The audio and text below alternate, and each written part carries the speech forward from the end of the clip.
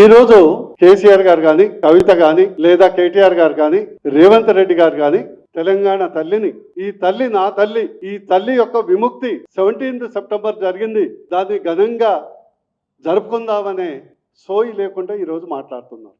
సొంత తల్లి పేరు చెప్పుకోలేనటువంటి దుస్థితిలో వీళ్ళున్నారు.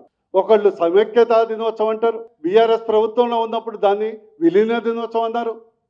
ఇక కొత్తగా రేవంత్ రెడ్డి గారికి దీన్ని ఏదో ప్రజాపాలన దినోత్సవం. ఎంత దురదృష్టం అంటే వీళ్ళది ఎట్లదంటే వాగు దాకట్టే వరకు ఓడమల్లన్న, వాగు దాటినాక బోడమల్లన్నట్లు ఈరోజు తెలంగాణ ఆత్మగౌరవాన్ని, తెలంగాణ పౌరుషాన్ని, తెలంగాణ వేలాది మంది అమరవీరులని కించపరుస్తున్నటువంటి రాజకీయ ఓటు బ్యాంకు సంకర జాతి పార్టీలు ఈ రెండు పార్టీలు ఈరోజు కేంద్ర ప్రభుత్వం చేస్తుంటే హర్షించి పాల్గొనేది పోయి విమర్శిస్తున్నారు. ఇంకో అంశం, నిన్న ఒక బీఆర్ఎస్ నాయకురాలు భారతదేశం స్వాతంత్రం వచ్చినప్పుడు అనేక సంస్థానాలు విలీనమైనవి, అంతటా చేయకుండా కేవలం తెలంగాణనే ఎందుకు చేస్తున్నారు అని వారికి జవాబు చెప్తున్నా. తెలంగాణ ప్రజలకు కూడా తెలవాలి. భారతదేశానికి స్వాతంత్రం వచ్చినప్పుడు 565 సంస్థానాలు ఉండే. ఇంగ్లీష్ వాడు పోయేటప్పుడు ఒక లిటిగేషన్ పెట్టిపోయిండు, మీరు స్వతంత్రంగా ఉండొచ్చు, భారతదేశంతో కలవచ్చు, లేదా పాకిస్తాన్తో కలవచ్చు. కానీ 565 సంస్థానాల్లో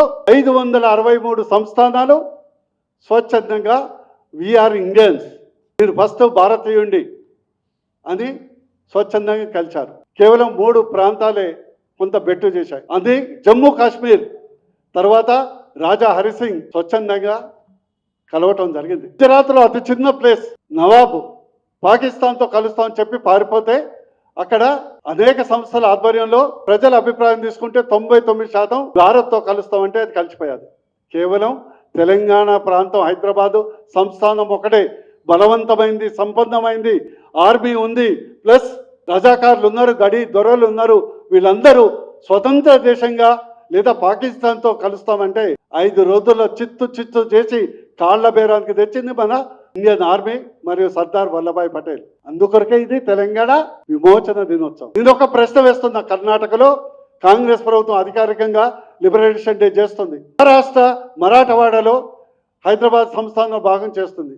అందుకొరకు వీళ్ళు రాజకీయాల కొరకు, ఓటు బ్యాంకు కొరకు తల్లిని కూడా అమ్ముకునే రకం బీఆర్ఎస్ కాంగ్రెస్.